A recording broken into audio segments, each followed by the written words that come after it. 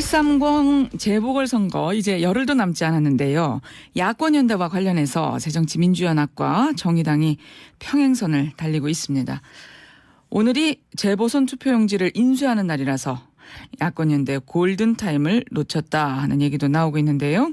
새정치민주연합의 송호창 전략기획위원장과 재보궐 관련해서 쟁점 말씀 나눠보도록 하겠습니다. 위원장님 안녕하세요. 예, 안녕하세요. 예, 어제 김한길, 안철수 두 공동대표가 국회와 선거 현장에서 숙식을 하겠다 선언을 했던데요. 이번 선거에 지도부가 남다른 각오로 임하고 있다. 뭐 이런 뜻으로 보면 될까요?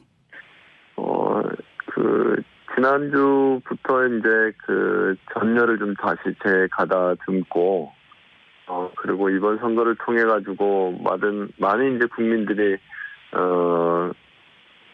기대하는 바, 이것이 세월호 참사 이후에 정부가 보여주고 있는 부실하고 무능력하고 무책임한 이런 모습에 대해서 정확하게 좀 경고를 하고 이 위기 상황을 제대로 같이 극복하지 않으면 정말 위기가 다시 현실화된다 하는 이런 좀 절실함을 가지고 이번 선거에서 과거 세력과 대응하는 새로운 어떤 대한민국을 만들 수 있는 미래 세력으로서의 새정치민주연합 그리고 새로운 인물들을 이번에 이제 후보들로 배치를 했기 때문에 예. 거기에 대해서 좀 적극적으로 홍보가 좀 필요하다고 하는 생각입니다. 예, 그렇군요.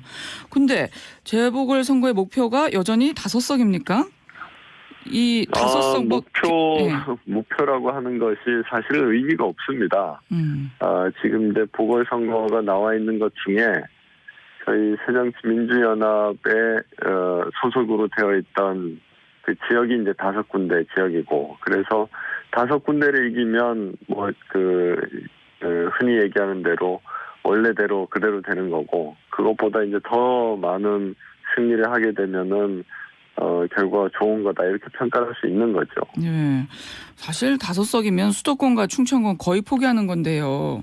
실질적으로 개혁도 해야 되고 그야말로 제대로 좀 국정의 경고를 날리려면 그렇지가 않고 지금 이제 호남 지역에 우리 원래 의원으로 있던데 그다음에 수도권의 수원 2군데가 저희들 새정치민주연합 소속이었기 때문에 네. 5석이라고 하는 거는 원래 새정치민주연합의 지역이었던 의원 지역이었던 데를 이긴다고 하는 그런 의미이기 때문에 수도권을 뭐 포기한다거나 이렇게 얘기하는 거는 전혀 의미가 다른 얘기죠. 예. 의원님께서 수도권 전패 얘기도 있다 하는 기자 질문에 충분히 상황 반전 가능하다 이런 말씀하셨던데 그게 뭐 일반론적인 얘기인가요? 확실한 근거가 있는 얘기인가요? 근거가 있는 얘기고 상당히 어려운 상황입니다. 원래 이제 대통령 임기 초반에 아직 1년 반밖에 지나지 않은 그런 상황에서는 역대 선거 중에 야권에서 선거에서 좋은 결과를 낸 적은 거의 없습니다.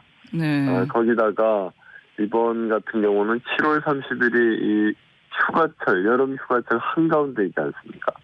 그리고 지금 뭐 날씨들이 아마 다들 아시겠지만 뭐 한여름에 35도를 이렇게 윗도는 이런 뜨거운 상황에서 많은 시민들이 특히 이제 젊은 사람들 같은 회사가 다 휴가를 가서 도시 지역에는 뭐 젊은 사람들이 없는 가운데 아마 투표율이 30%를 넘기가 어려운 상황이다 하는 거고 그 30% 중에 절반 이상이 또 이제 60대 이상의 분들이 이제 투표를 많이 할 거기 때문에 그렇게 다 예상이 되고 있기 때문에 절대적으로 지금 뭐 선거는 야권에게 불리한 조건에 있는 거죠. 예, 그래도 새누리당 지지율과 새정치민주연합 지지율 비슷할 정도로 상당히 좋은 상태에서 시작한 거 아닌가요? 지금 선거가 뭐 그렇진 않죠. 지금 이제 이 새누리당에 대한 지지율, 이게 또 대통령에 대한 지지율이 그만큼 높은 상태에 있고, 그리고 뭐 일부 이제 여론조사에 의하면은 상당히 많은 차이를 보여주고 있는데 이것이 바로 앞서 처음 얘기한 것처럼 대통령 임기 초반에 있는 그 선거다라고 하는 것을 그대로 반영하고 있는 거죠. 그렇군요. 지금 그래서 야권 연대가 더 중요한 게 아닌가 하는 얘기도 나오고 있던데요. 심상정 정의당 원내대표가 야권 연대 골든타임 놓쳤다. 이런 말씀을 어제 하셨어요. 어떻게 생각하세요? 글쎄요, 이제 평소 일반 정치 상황에서는 전혀 뭐 연대 얘기를 하지도 않고, 그리고 어떤 법률적인 문제나 국회에서도 정책에 대해서 연대나 함께하고 있는 게 전혀 없습니다.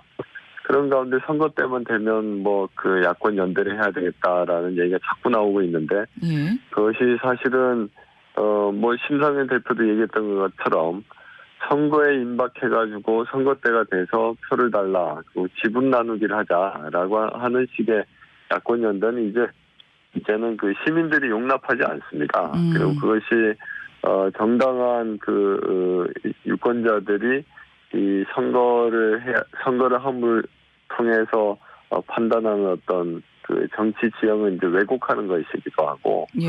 그런 방식의 야권 연대는 이제는 더 이상 해서는 안 되는 거라고 하는 거죠. 그런 점은 예.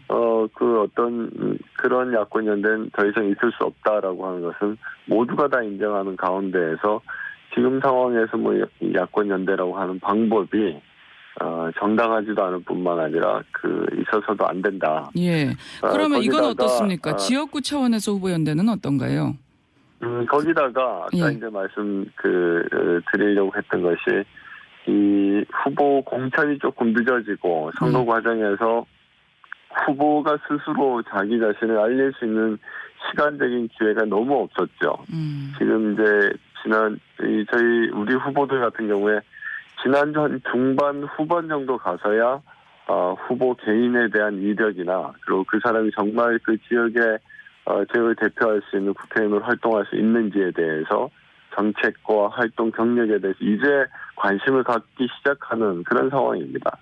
그런 가운데서 이제 후보들 본인의 역량과 자격 이런 것들을 보다도 좀 충분하게 알리고 홍보하는 그런 것이 필요하고, 그렇게 이제 더 충분하게 좀 알려진다면, 특히 이제 저희 새정치연합의 그 동작에 나왔던 기동민 전 서울부시장 같은 경우에 네. 동작 발전을 위해서 실질적으로 기여할 수 있고 능력이 있는 사람이다 하는 면모가 이제 좀 나타나기 시작하고요.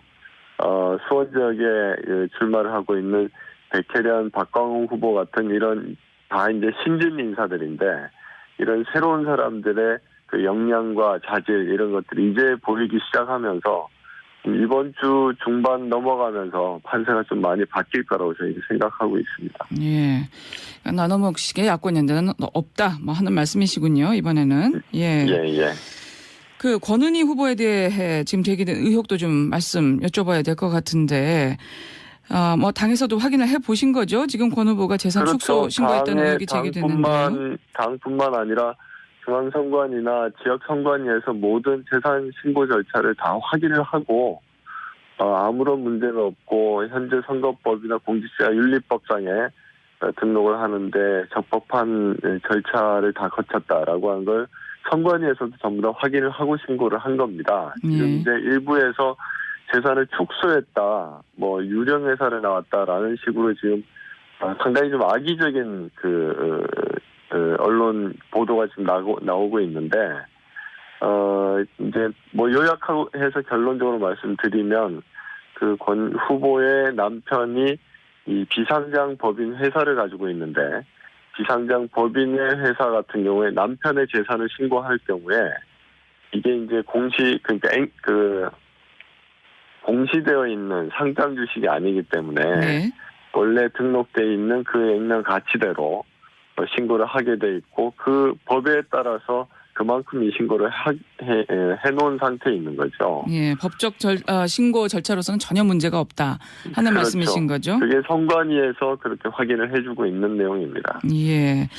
근데 또 지금 뭐 정의당에서도 나온 의견인데, 새정치연합이 법적 하자가 없다고 하는 게 실망스럽다. 국민들은 도덕적인 불감증으로 받아들일까 봐 걱정이다. 뭐 이렇게 또 이야기하고 있지 않습니까? 지금 결국 다른 야당에서도 공격하는 그런 상황이 됐네요. 뭐 다른 야당이나 여당 상관없이 다 경쟁자이기 때문에 조금이라도 이렇게 흠잡을 때가 있으면은 그렇게 다 이제 얘기를 하고 있는 중인데, 법적으로 지금 그 재산 신고를 그렇게 하는 것 이외에 다른 방법이 없습니다. 예. 그래서 법에 따라서 그대로 이제 신고를 한 것인데 그걸 가지고 이제 문제를 삼고 있는 거고 사실은 이런 문제는 권 후보뿐만 아니라 지금 모든 후보가 법인이나 회사를 가지고 회사와 관련이 있는 모든 후보들에게는 다 해당되는 건데 이것을 굳이 권 후보에게 대해서만 이렇게 이제 얘기하고 있는 것은 정치적인 의도가 깊게 깔려있다 이렇게 볼 수밖에 없는 거죠. 예. 지금 새누리당의 윤상현 사무총장은 선관위에서 더 조사해야 된다고 주장을 하던데 더 문제될 건 없다고 보시는 건가요? 맞습니다. 선관위에서 철저히 조사를 해서 신고를 한 것이고 예. 일일이 이제 하나하나 다 확인을 해서 그 재산 관계에 대해서 확인을 해서 신고를 한 것이기 때문에 이미 이제 뭐 다 확인을 했기 때문에 더 이상 문제될 건 그렇군요. 없는 거죠. 짧게 좀 말씀 부탁드릴게요. 지금 전체 선거에 어떤 영향을 미칠 것 같으세요? 전체 선거에 대해서 실제로 뭐 영향 미치고 있는 건 없다고 보고 있고요. 그리고 계속 이제 나오고 있는 것이 아직까지 우리 다른 지역의 후보들의 면모가 새로운 어떤 신진 인사들이기 때문에 거기에 대해서 제대로 이렇게 면모가 보여지지 못해서 그랬는데 다른 어떤 후보들이 충분히 자질을 가지고 있는 새로운 인물이다. 새로운 알겠습니다. 대한민국을 만들 수 있는 그런 인물이라는 것이 제대로 보여지면 좋은 네. 성과가 나올 거라고 봅니다. 말씀 잘 들었습니다. 송호창 전략기획위원장이었습니다.